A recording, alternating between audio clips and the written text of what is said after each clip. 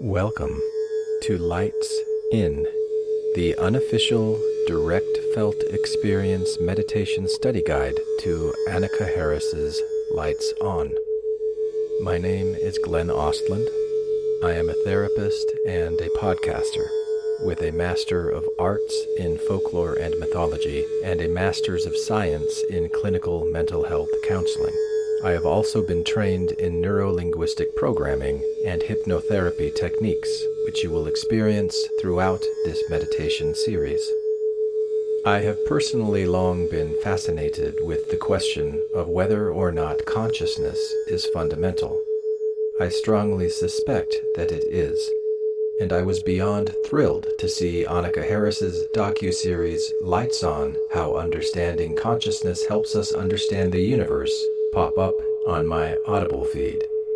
Harris's 10-part docuseries is filled with excellent information that I really want to absorb, so I have decided to create my own 10-part meditation series study guide for personal use, and I decided to share this with anyone else who might be interested in exploring these ideas in this kind of way, using binaural audio beats intended to entrain your neurons into alpha, theta, delta, gamma, and back to alpha brainwave states for the purpose of deep meditative healing of the parasympathetic nervous system. We will begin with a 20-minute guided meditation and end with an AI-generated discussion from Notebook LM that explains everything. Are you ready? Let's begin. Sound is kind of like ping pong in a way, isn't it? Air molecules hit your eardrum, and your brain immediately transforms those impacts into words and meaning and feelings. Because of the carefully designed sound frequencies used in this meditation, in order to take full advantage of your brain's transformative powers, it is important that you listen using earbuds or headphones, and that the sounds you hear right now are in your left ear only. If the sounds you hear right now are not in your left ear only, change your headphones around now. Once this sound is in your left ear only, you are ready to begin to receive.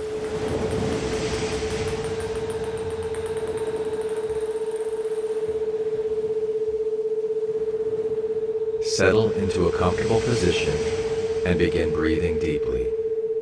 In, 2, 3, 4. Out, 2, 3, 4. In, 2, 3, 4. Out, 2, 3, 4. In, keep your focus on your breath. 4. Out, 2, 3, 4. 1. In, 2, the mystery of consciousness. Out, 2, and 1. The mystery of consciousness. Maybe you can imagine. Harris first introduces the mystery of consciousness by asking a deceptively simple question. Why do certain configurations of matter light up from the inside with felt experience? She invites us to imagine the atoms in our body, formed in stars, scattered across the universe, coming together to form you and experiencing this moment. The mystery lies not in physical structure alone, but in the emergence of awareness. Matter, Harris reminds us, can process data, but why, in some cases, does it feel like something? Why is there something it is like to be a human? Matter or anything at all. Begins to feel. Feel. You do not need an answer. You do not need an answer. Simply notice. Simply notice. As the question, it arises as. It arises in. You. In. You. Where? In your body. Where do you feel in your body? Do you feel it?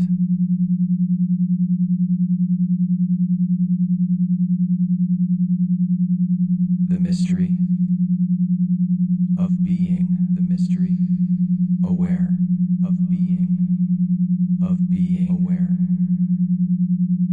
aware of being aware, of being.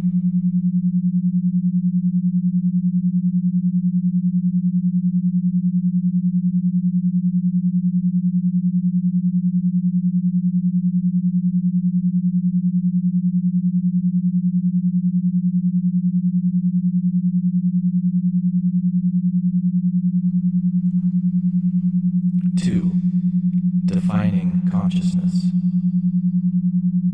Harris defines consciousness not as thought, memory, or self-awareness, but in its most fundamental sense, experience itself.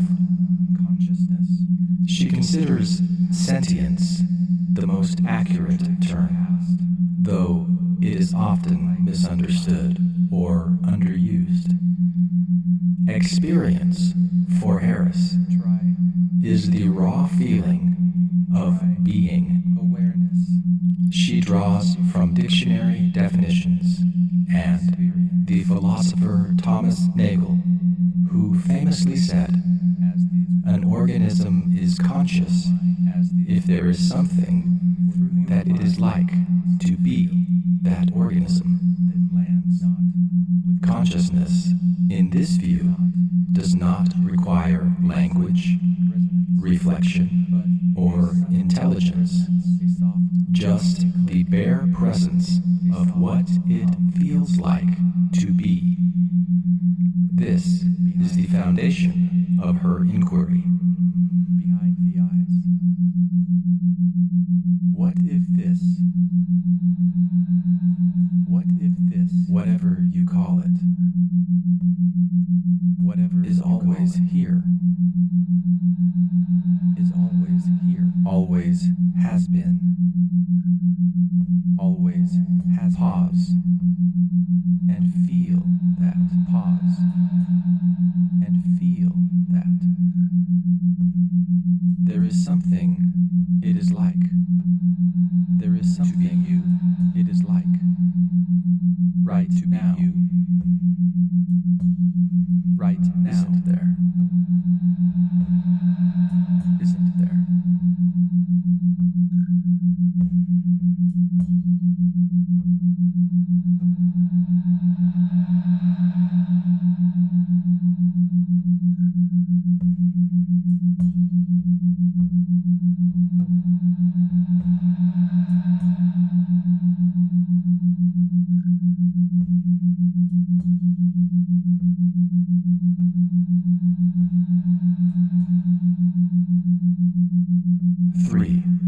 Qualia.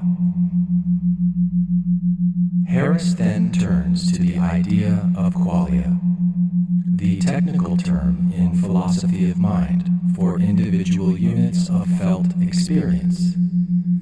A qual, singular, is the experience of red, or the sound of a bell, or the sensation of cold. It is not merely input. It is how that input feels. Harris uses the example of worms. We are unsure if they have qualia, but if they do, their reality is fundamentally different than if they do not. Qualia mark the presence of consciousness, and even the smallest glimmer of felt experience, however minimal, signals a world in which awareness exists in some form. Each qualia alive, each one unrepeatable, alive, not just images, not just images, but felt experiences, but felt and experiences are the container for all of you, are the container for all of them. Now ask yourself gently. Now ask where do these sensations come from? Where do these sensations their edges? Can you find their edges? Are they just or arising?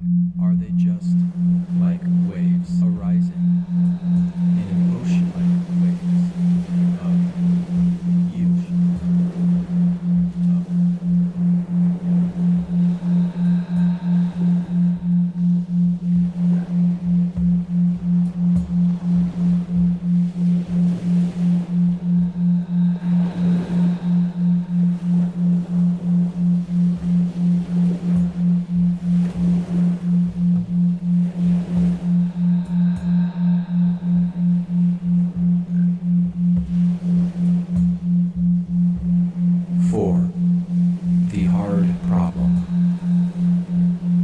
This leads to what philosopher David Chalmers famously called the hard problem of consciousness, a central focus of Harris's work.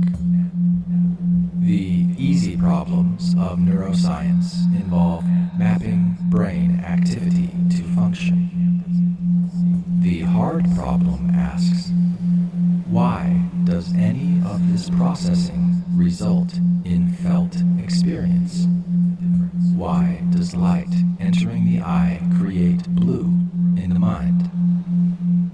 We do not believe a camera sees blue, even if it distinguishes color. We assume consciousness as something, but what and why? Harris presents this not as a gap in complexity, but in a fundamental mystery at the heart of being itself. Sense the space inside the question. Let your awareness rest there. Let your awareness no urgency there. Just curiosity. No urgency, like a child just peeking behind a curtain, like a child peeking behind. If that curtain a curtain is? What if that curtain is mind, your own mind?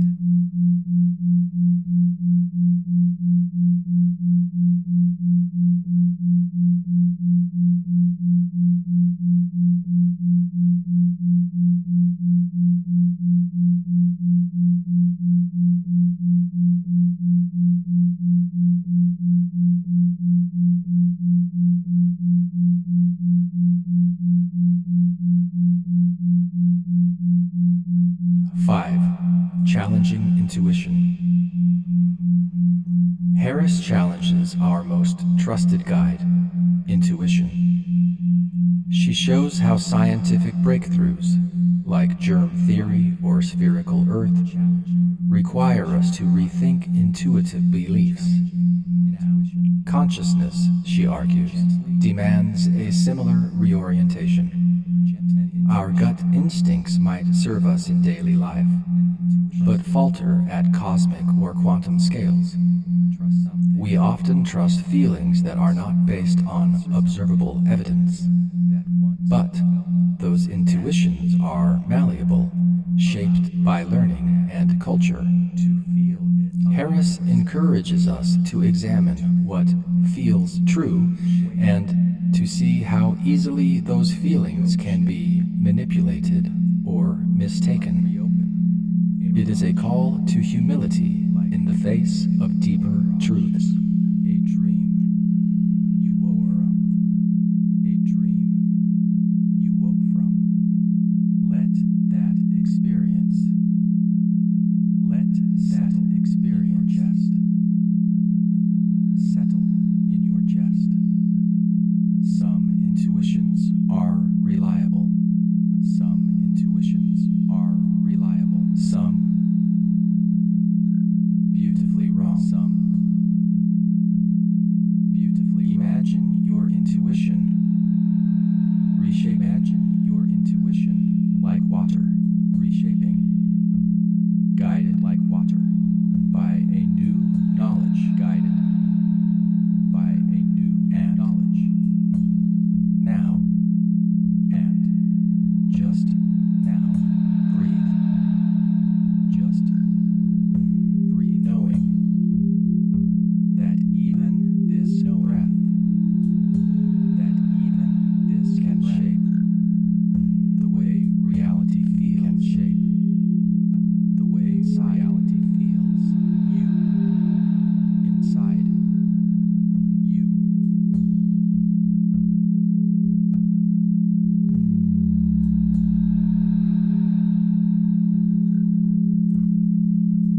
Six. Two central questions. Harris then poses two questions that form the backbone of Chapter 1. First, can we detect consciousness from the outside? And two, does consciousness play a causal role in behavior? She challenges both through examples like locked-in syndrome, anesthesia awareness, and plant intelligence. Harris shows that outward behavior does not reliably signal consciousness. A being can be fully aware and show nothing. Meanwhile, modern neuroscience suggests many behaviors happen before conscious awareness. The interpreter function in split brain studies fabricates post hoc reasons. Consciousness feels like it drives behavior, but that might be an illusion. These questions open space for serious doubt. Allow uncertainty to stretch out like a field.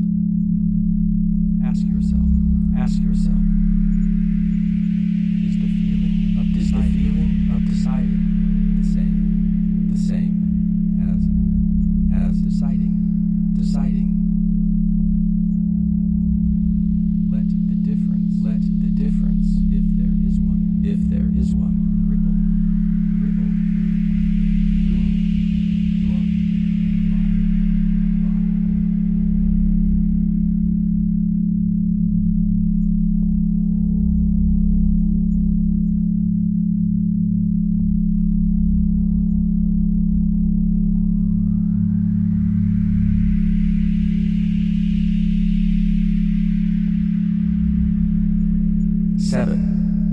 The illusion of self.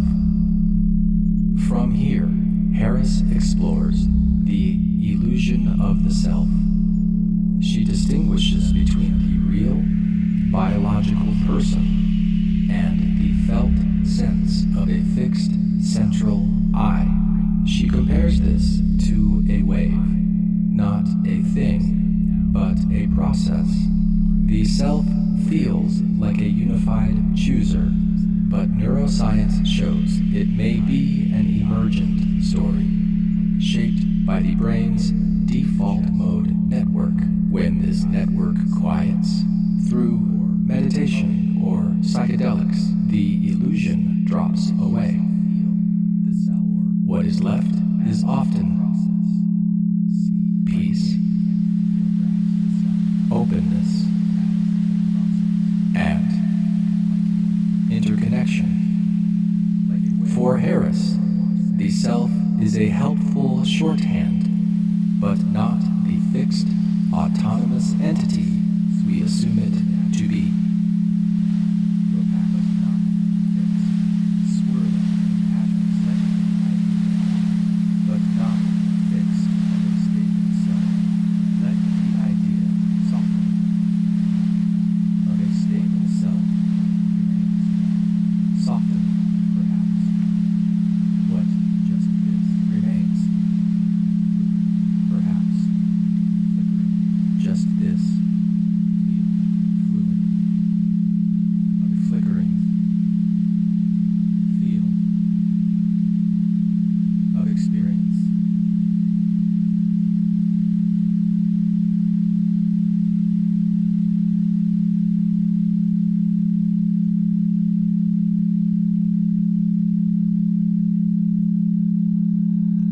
8. Consciousness as fundamental. Finally, Harris considers the possibility that consciousness is not emergent, but fundamental. She introduces panpsychism as a category, though she avoids dogmatic labels. She invites listeners to ask, could consciousness be part of the fabric of reality, like space, time, or gravity? The sciences have long assumed it arises from complexity, but we only know one thing: it exists. Whether it is rare or ubiquitous remains unknown. Harris does not claim to have the answer, but she believes the question, is consciousness fundamental, to be both legitimate and necessary. And from this open field of possibility, our journey begins. Like a stone, water. In still, notice water, the ripples it makes. Notice the ripples it makes. Could the universe be aware of itself through you? And if so, what would that feel like? Maybe just this now, this breath. Mental health. There are mental health benefits to pondering these questions about consciousness. Harris's suggestion that awareness may be fundamental invites a powerful shift. You are not merely the thoughts or diagnoses you experience. You are the awareness in which they arise. This perspective, shared in mindfulness and somatic therapies, can soften self-judgment, reduce shame, and interrupt painful identification with distressing narratives. By seeing yourself not as a broken self in need of repair, but as a fluid, aware process in constant relationship with life, healing becomes not a battle, but a return, a remembering, a deep exhale into being something, but relaxing into what has always been.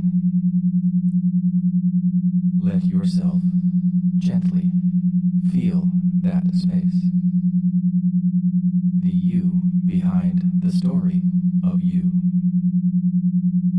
Maybe it has been here all along, waiting, and maybe that's enough. For now, just breathe and let that be true. You know that feeling you get after a good meditation session? That deep sense of calm, that connection with yourself. Yeah, it's pretty amazing, isn't it? Like everything just kind of clicks into place. Exactly. And today we're going to dive into a project that explores that feeling and the whole mystery of consciousness itself. It's called Lights In. Lights In, an unofficial direct felt experience meditation study guide, to be exact. It's based on Annaka Harris's docuseries, Lights On, How Understanding Consciousness Helps Us Understand the Universe. So if you're into exploring the nature of consciousness, this is going to be right up your alley. And the creator, Glenn Oslin, he's a pretty interesting guy himself.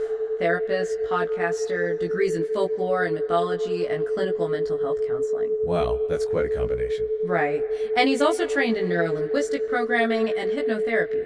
So he's got this fascinating blend of expertise that really informs his approach. I can see how that would all tie together. Exploring the mind, consciousness, and how we experience the world. Absolutely. And the whole project, it actually started as a personal tool for Glenn. He was fascinated by the question of whether consciousness is fundamental to reality. It's a question that's been around for centuries, right? Yeah. What is consciousness and where does it come from? Exactly. And so he created Lights In as a way to regulate his nervous system, reduce stress, and connect with his own core values. And now he's sharing it with the world. Yeah. So each deep dive in Lights In follows a pretty specific format. It starts with a 20-minute guided meditation. Guided meditation, that's a great way to tap into that calm, focused state we were just talking about. Yeah. And then, get this, it ends with a discussion generated by AI. Whoa, that's kind of meta, isn't it? Using AI to discuss consciousness. It is. It definitely adds another layer to the whole experience. So let's break down how these meditations actually work. First, they use binaural audio beats. Okay, binaural beats, those are pretty cool. Basically, you're listening to two slightly different frequencies, one in each ear. Right, and you need headphones for it to work. But then your brain, it doesn't hear the two separate tones, it hears the difference between them as this rhythmic pulse. It's like an auditory illusion. So, say you're listening to 210 hertz in one ear and 200 hertz in the other. Your brain creates a 10 hertz beat, even though that 10 hertz sound isn't actually playing. It's wild. And that beat plays a key role in the next part, neural entrainment. Neural entrainment, so that's where your brain waves start to sync up with the rhythm of the binaural beats. It's like when you're clapping along to a song, you naturally start to follow the beat. Yeah, exactly. And these meditations, they actually guide you through different brainwave states using this technique. Can you give us a rundown of those brainwave states? Sure. So you've got alpha waves. Those are between 8 and 12 hertz. They're associated with a calm, relaxed state, kind of like that post-meditation feeling. Then you've got theta waves, 4 to 8 hertz. Theta is where things get a bit deeper. It's linked to creativity, memory, even dreaming. So like that space between waking and sleeping? Yeah, kind of. And then there's delta, the slowest waves, 0.5 to 4 hertz. Deep sleep, physical healing, all that good stuff happens in delta. And finally, there's gamma, the fastest waves, 30 to 100 hertz. Gamma is associated with a higher cognitive function, moments of insight, that feeling of everything being connected. So the meditations guide you through all these states? Yeah, they cycle through them and then usually bring you back to alpha. And get this, the time spent in each brainwave state is based on the golden ratio. The golden ratio, like the spirals in seashells and the patterns in sunflowers, that's fascinating. It is. It's this mathematical ratio that appears all over in nature. It's approximately 1.618, and it's often seen as representing harmony and balance. So how does it apply to the meditations? So the meditations spend 2 minutes in alpha, then 3 minutes in theta, 5 minutes in delta, 8 minutes in gamma, and then back to alpha for 2 minutes. Notice anything about those numbers? 2, 3, 5, 8, those are part of the Fibonacci sequence. Exactly. And the Fibonacci sequence is closely related to the golden ratio. So Glenn's incorporating this principle of natural harmony into the structure of the meditations. That's really cool. So you've got the binaural beats, neural entrainment, brainwave states, time to the golden ratio. It's a pretty intricate system. And then there are the solfeggio frequencies. What are those all about? So solfeggio frequencies are a set of specific tones, and they're said to have various healing and transformational effects. They range from 174 hertz up to 963 hertz. So each frequency has a specific purpose. Well, there are traditional associations for each frequency, like some are for grounding, some for emotional release, some for connecting with your intuition. But Glenn uses them more intuitively in Lights In. So more about creating a certain atmosphere with the sound. Yeah, exactly. Lower frequencies tend to feel more grounding and connected to the physical body. Higher frequencies can feel more expansive and mentally stimulating. He layers these frequencies into the meditations along with the binaural beats and the brainwave entrainment. It's like a multi-layered soundscape designed to guide your consciousness. And it's all very intentional, but Glenn also describes the meditations as a kind of audio Rorschach ink blot. What does he mean by that? He means that the meditations are open to interpretation, just like a Rorschach ink blot. You listen, and whatever thoughts, feelings, or insights come up for you, those are your own personal experience. So it's not about being told what to think about consciousness, but more about giving you the space to explore your own understanding. Precisely. It's about creating an environment where you can connect with your own inner truth. And this brings us to another interesting concept: the kaleidoscopic imprint of life upon the fabric of the mind. That's a mouthful. Right. But it's such a beautiful way to describe the uniqueness of our inner worlds. All our sensations, emotions, memories, stories, it all blends together to create this ever-changing, intricate tapestry. So Lights In, it's celebrating that individual perspective and the transformative power of sound and sensation. Exactly. It's inviting you to pay attention to the richness of your own inner experience. And speaking of exploring consciousness, let's shift gears and talk about the source material for Lights In, Annaka Harris's Lights On docuseries. Part B of the series dives into some pretty profound questions. Yeah, it gets right to the heart of the mystery, starting with, why does consciousness even exist? Right, it's this question of why certain arrangements of matter, like our brains, seem to light up with subjective experience. Think about it. Atoms that were once part of stars now make up you. And you're here having this experience, feeling what it's like to be alive. It's mind-blowing. And a computer can process information, but does it feel anything? Does it have an inner world? That's the big question. Yeah. And Harris emphasizes that she's not just talking about complex thought or self-awareness, but that fundamental feeling of experience itself. She actually uses the term sentience to describe this core aspect of consciousness. Sentience, so like the ability to feel or sense things. Exactly. And she brings up that famous quote from philosopher Thomas Nagel. An organism is conscious if there is something that it is like to be that organism. It's not about thinking or reasoning. It's just about having some kind of inner experience. I like the example she uses to illustrate this, asking if there's something it's like to be you versus something it's like to be your shoe. It's a great way to make that distinction clear. Your shoe might interact with the world, but it doesn't feel anything. You, on the other hand, you have a whole world of experience going on inside. And then she talks about qualia. Can you explain what that is? Qualia, those are the individual qualities of our experiences. So like the redness of red, the coldness of ice, the sound of a bell. It's not just the sensory information, it's the subjective feeling of what it's like to experience those things. And Harris uses the example of worms to illustrate this. We don't know for sure if worms have qualia, but if they do, even simple sensations would mean they have some level of conscious experience. It's fascinating to think about, right? What's it like to be a worm?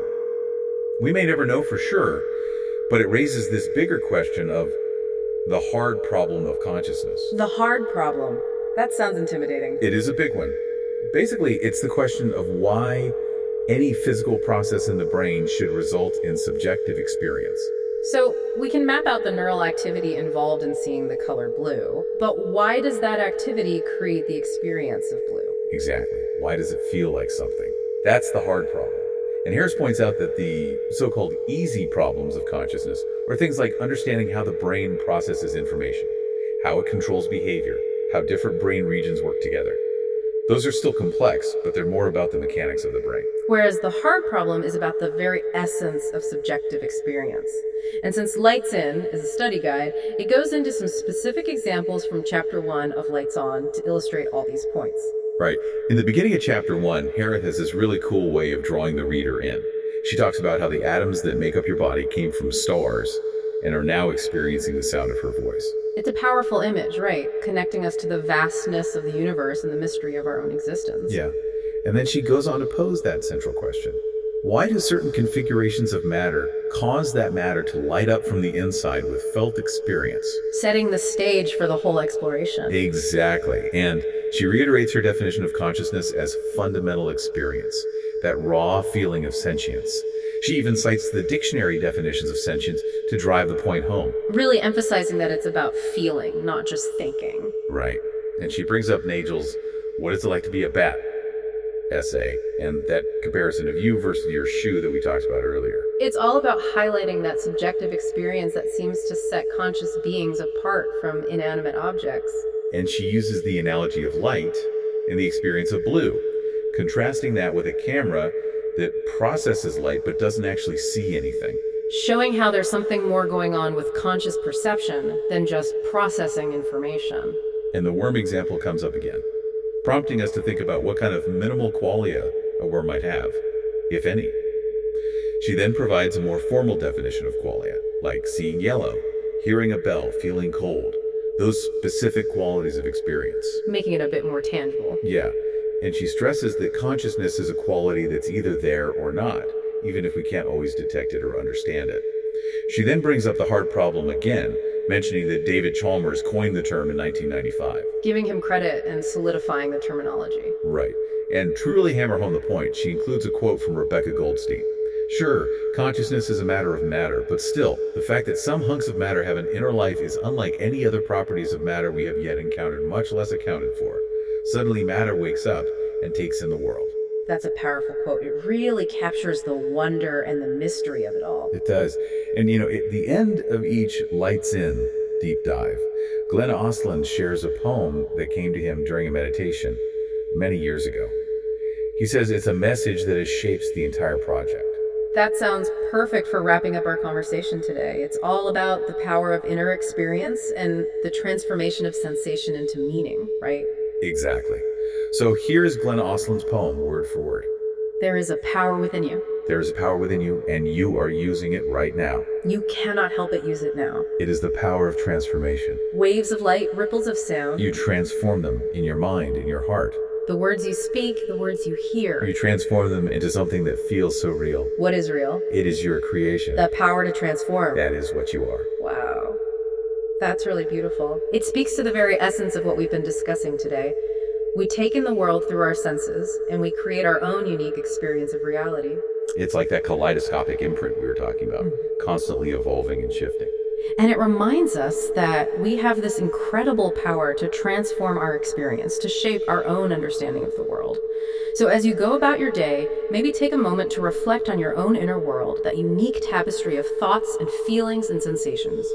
And remember that you have the power to transform it, to create something meaningful and beautiful out of your experience. The mystery of consciousness is a vast and fascinating one, and we've only just scratched the surface today. But hopefully this deep dive has given you some food for thought, some new perspectives to consider. Keep exploring, keep questioning, and keep listening to that inner voice.